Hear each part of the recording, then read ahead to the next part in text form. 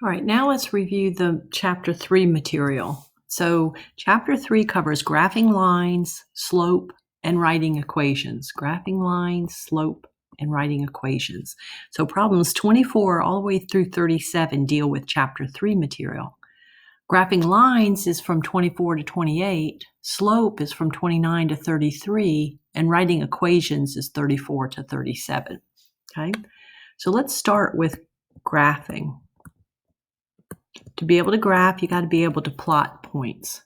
Okay, some of you are not getting the points plotted correctly, and that's critical. So let's look at that. Let's look at a couple. This is not from the review because that just gives you more practice. Let's go ahead and do these two. Okay, so you got to be able to plot points. So plot points. So that's like number 24.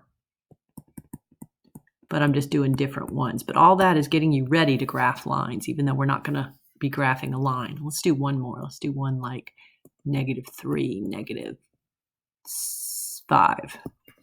Okay, so if you're going to plot this point, point A, 0, -3, you've got to get it in the right spot.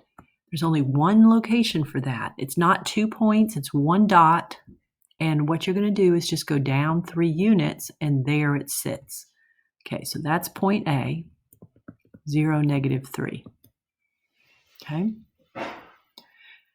Point B, the x is 2 and the y is -7. So you're going to go there and then go down 7. 4, 5, 6, 7. So that's point B, 2, -7, in that one location right there. And then point C would be left 3 and then down 5. It sounds kind of like slope, but it's not. It's a location. It's one dot representing this location, -3, -5. Okay? Those are your 3 points. All right, now in order to graph a line, you've got to know how to plot points. That's like 24. And then you've got to know how to find ordered pairs that satisfy an equation, and that's what's going on in 25. Okay, so what's happening in 25 is they're giving you things to put in for the various variables, and you got to find the other side. If you put a -3 in,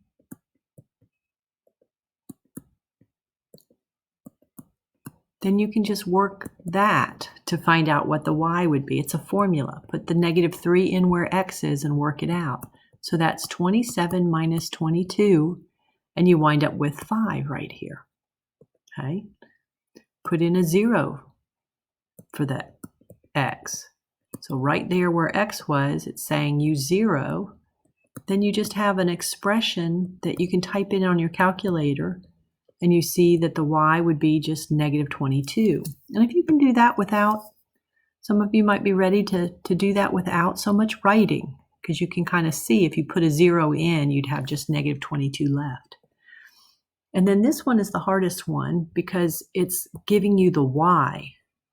So it would have gone on this side of the formula. And then you would have had equals -9x minus 22, and your job is to get the x. Okay, so that's one that's going to be a little bit harder to work out. Doesn't matter which side these are on, so let me switch it. Since the variable I want to get by itself is on the right, this is what I need to get by itself. So we're back to chapter 2. This from here down is chapter 2. It's not anything new. Just add 22. You're just trying to get the x by itself. So that's going to give you a -9 on the right, -9x on the left. And you get rid of the -9 by dividing by it, since it's multiplied by x. And that's going to give you x equals 1.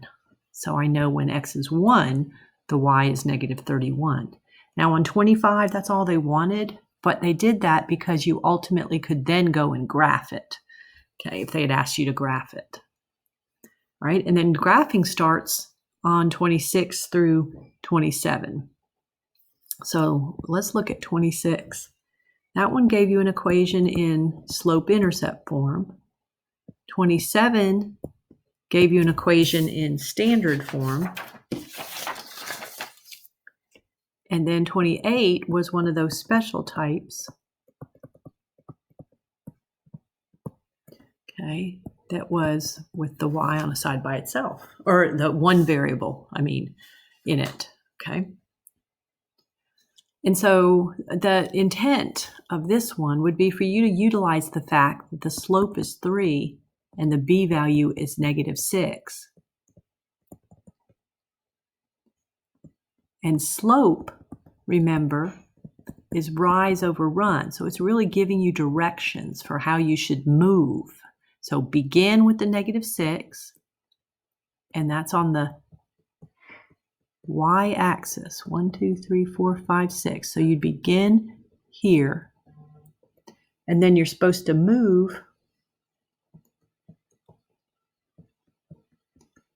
okay, according to the y-axis. So you begin at -6, and that you move according to the y-axis. You move according to the slope. So the slope says 3 over 1. So that's up 3, right 1. So that's up 3 from where you are and to the right 1 to get to another point on the line. And I can do it a couple times. Up 3, right 1. So here's my line, okay? All right, so that's graphing. I was using this, taking advantage of the form it was in because I had my M and my B. But you can, if you prefer, you can just do this. Plug in some things for X and find out what your Y would be. Put a 0 in for X. My Y would be -6. Put a 1 in for X. I would get 3 minus 6. I would get -3. Put a 2 in for X. I would get 3 times 2 is 6 minus 6. I would get 0. And then just plot those points. So either way, you just need to be able to do it. Okay. Now, if you have 4x minus 24y equals 24, we sometimes look for the ordered pairs this way. Okay. We look for intercepts. So like find the y when x is 0 and find the x when y is 0. Works good here. Okay. Because if we plug a 0 in for the x, it knocks that out. And we just have -24y equals 24. So if we divide both sides to get rid of that -24, we'll have y equals -1. Okay. And then if we take and plug in the 0 for the y here, then that's gone, and we just have 4x equals 24. So when we divide by 4, we find out that x would equal 6. And then we can use those points to graph. You might want to find a third point, though, because a lot of times you wind up misplotting these. So it can be to your advantage to maybe look for another point. It's not always going to turn out to be real nice. Like on this one, maybe I'll do something like 3. So if I wanted to plug in a 3, if I put it there, I'm plugging it in for the x. It goes here. Then I have 12 minus 24y equals 24. And so I have a little more work to do there. That's why we like intercepts, because they simplify things. So that would be gone, but I'd have a -24y equals 12. And when I divide by -24, I get y equaling -1/2. Okay, so this is -1/2. Now, that's not maybe one that I'll use when I first plot the points, but I'll use it as a check to make sure I plotted right. Okay, so let me get some tick marks on here.